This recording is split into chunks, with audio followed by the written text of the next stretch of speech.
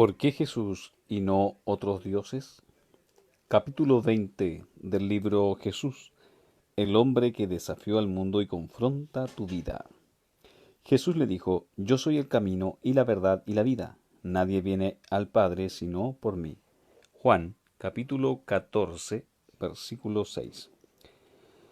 Encontrar respuesta al cuestionamiento de ¿por qué Jesús y no otros dioses? Es de importancia capital para todo aquel que ande en busca de la verdad, sobre todo porque en medio de una sociedad pluralista como la que nos rodea en la actualidad, todas las ideas y todos los conceptos parecen tener la misma aceptación. La sociedad pluralista se define como aquella en la que la multiplicidad de ideas y conceptos pueden coexistir libremente y en la que el Estado protege el derecho a la libre expresión y a la libre aplicación de esos conceptos. En medio de la sociedad del siglo XXI sobreabundan las definiciones, las ideas y los conceptos en torno a la persona de Jesús, lo que ha dado lugar a través del tiempo a que muchas personas hayan sido confundidas. De ahí la importancia de establecer la verdad. En medio de ese pluralismo teológico existen tres posiciones relativas a Cristo y al cristianismo. Uno, la posición pluralista, que acepta que todas las religiones son igualmente válidas.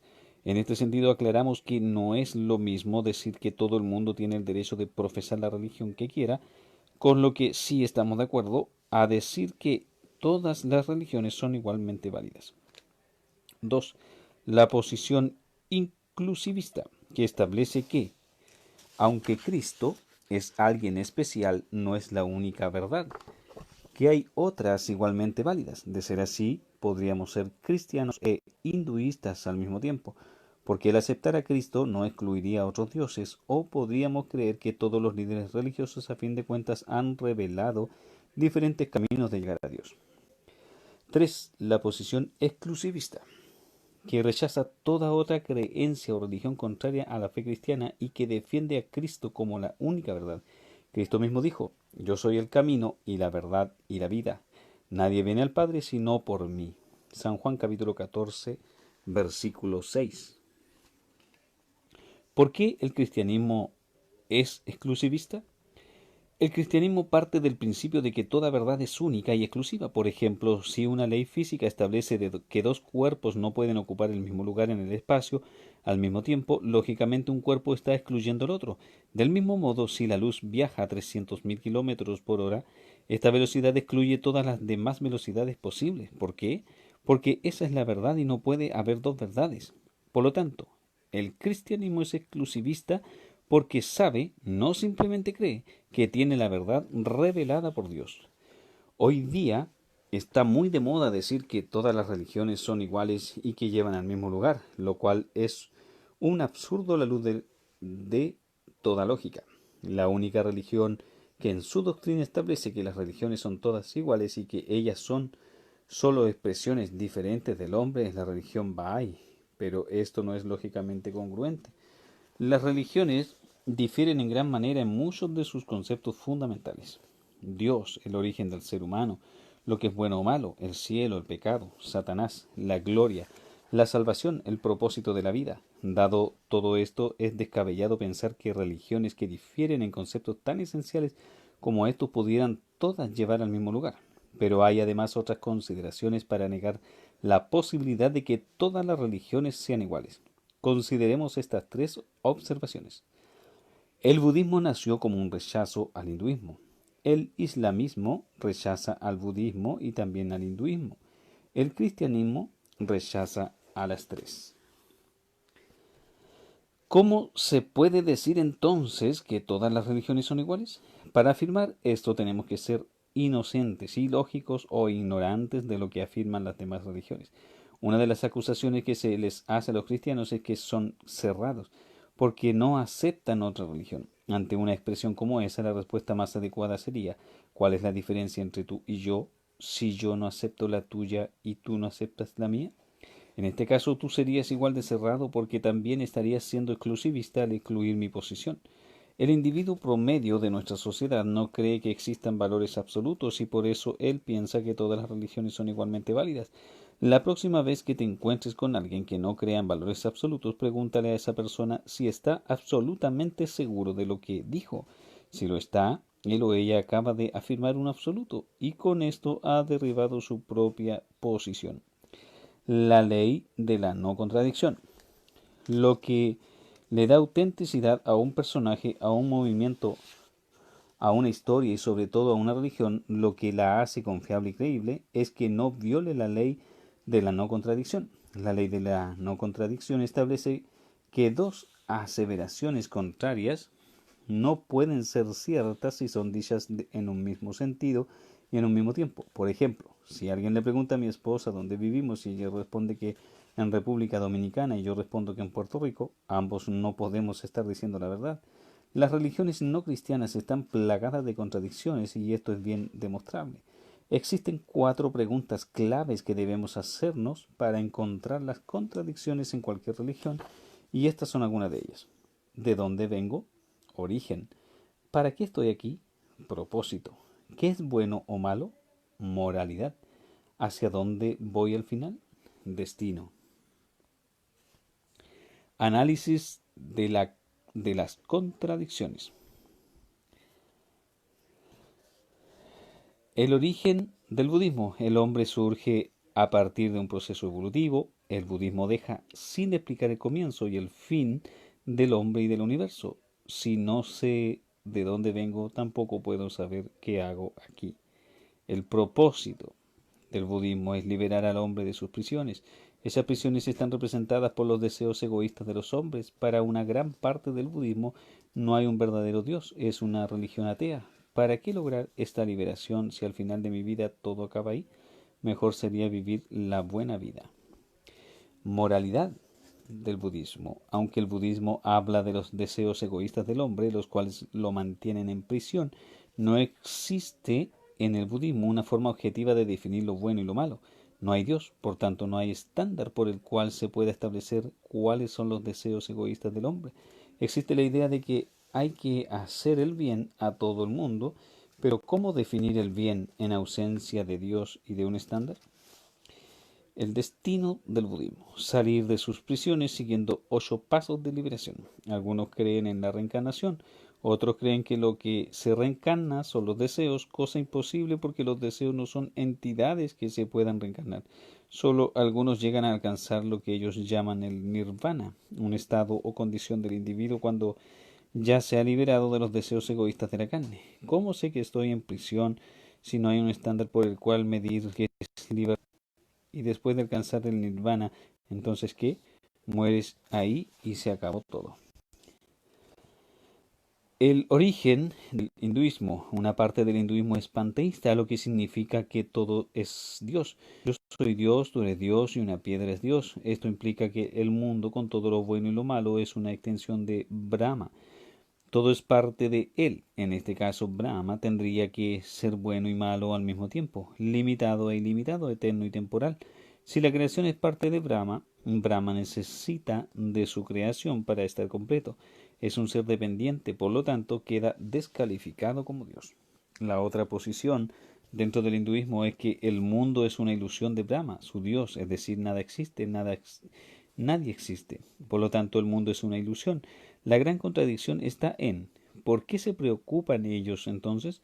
Si al cruzar la calle, por ejemplo, me atropella un carro, si yo soy solo una ilusión y el carro también es una ilusión, ¿por qué preocuparme por el accidente?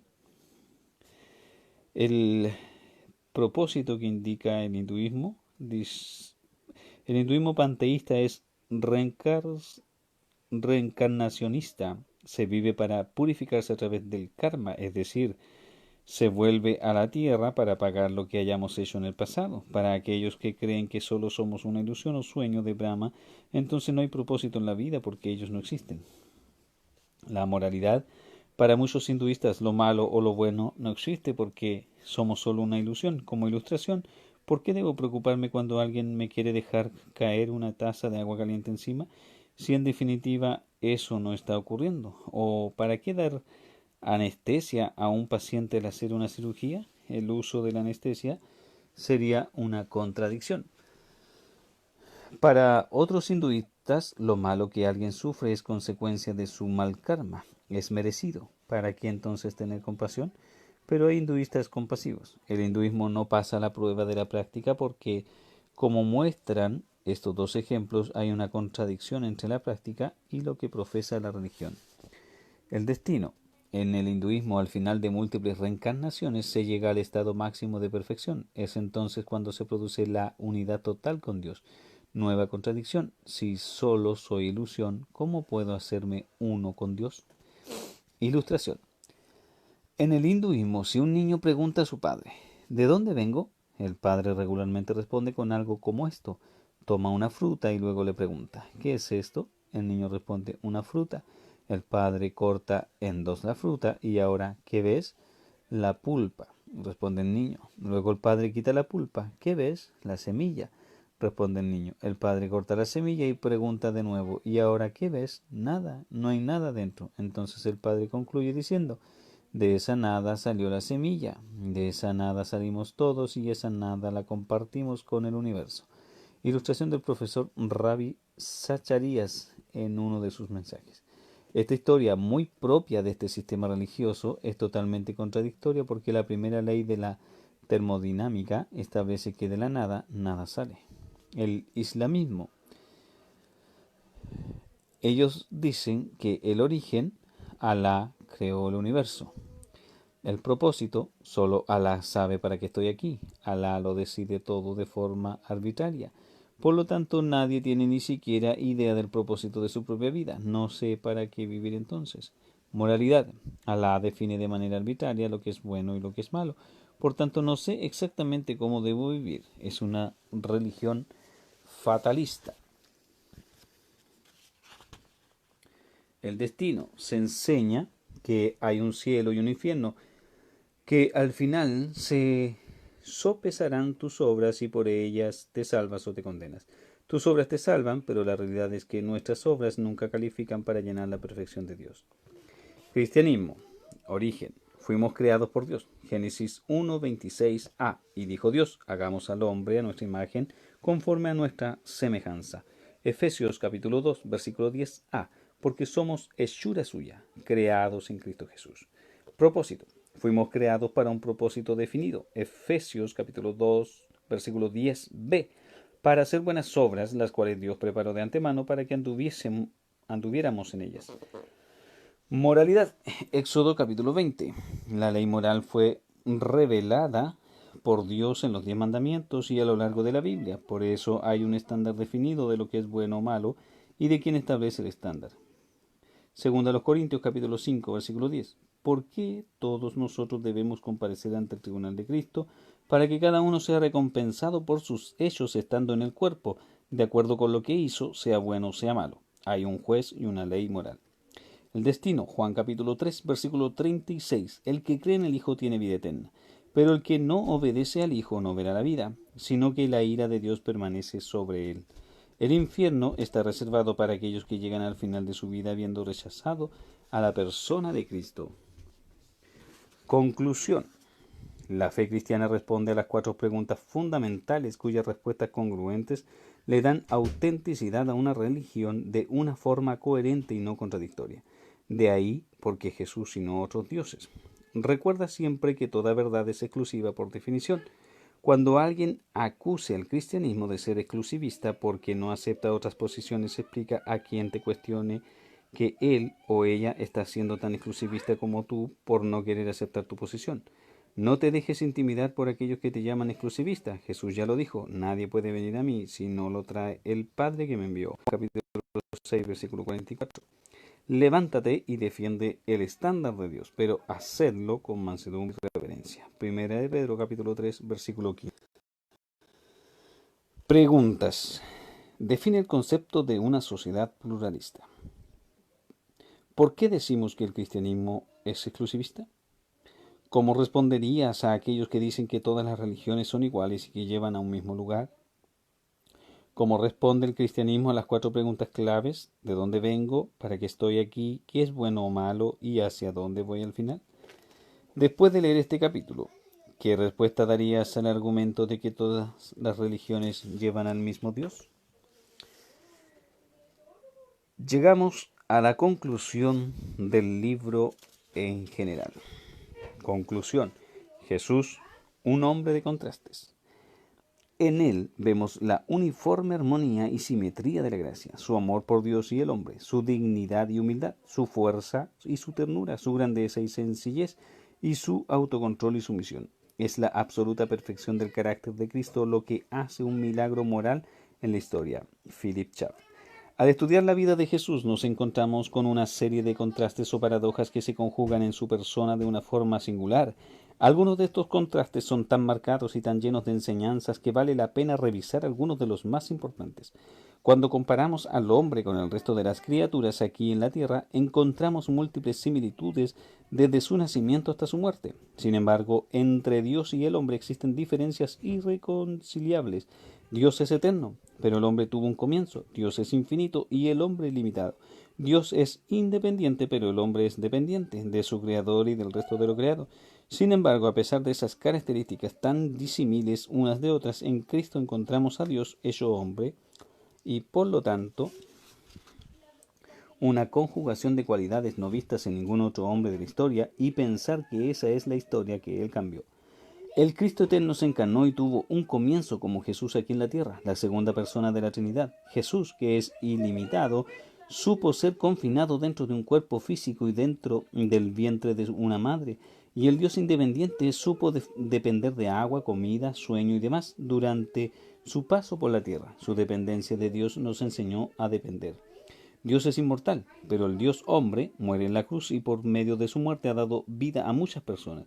¿Cómo es que la muerte puede dar vida? Eso nunca es posible, a menos que sea Jesús quien muera. Jesús vio su muerte como la hora de su glorificación y a ese momento se refería cuando hablaba de que mi hora no ha llegado. En la cruz, Jesús reivindica la justicia de Dios y expresa el amor y la gracia de Dios como nadie más había podido. El Dios que sostiene el universo, Hebreos capítulo 1, versículo 3, pasó a ser sostenido por el seno de una madre. Es increíble ver cómo el Dios omnipotente supo tener hambre y sed y supo estar cansado. El Dios que tenía a su disposición miriadas de ángeles supo dejarse apresar por algunos soldados para que aquellos que verdaderamente éramos prisioneros pudiéramos ser dejados en libertad. El preso dejó libre al prisionero.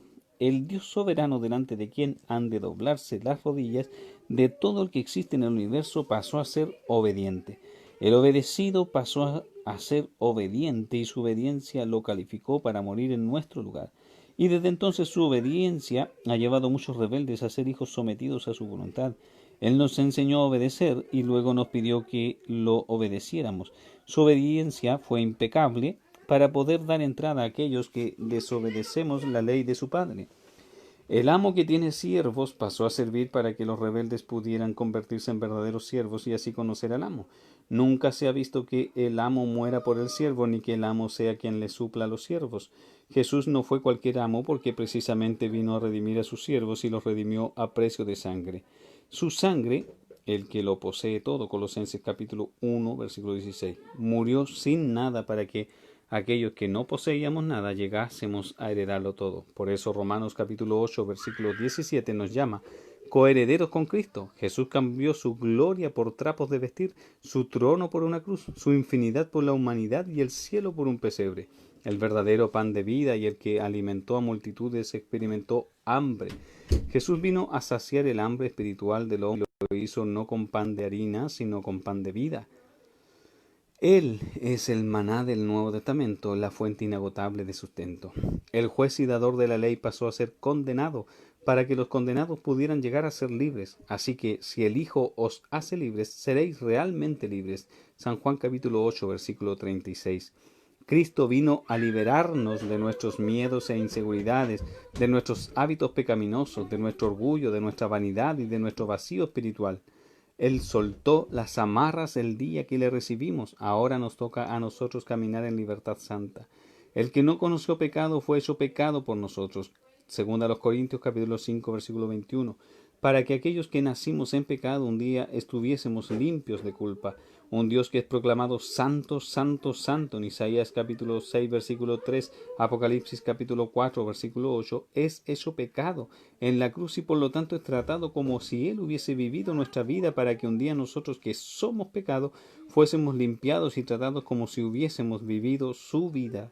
El Dios infinitamente santo fue tentado para que aquellos que sabemos cómo tentar aprendiésemos a soportar la tentación.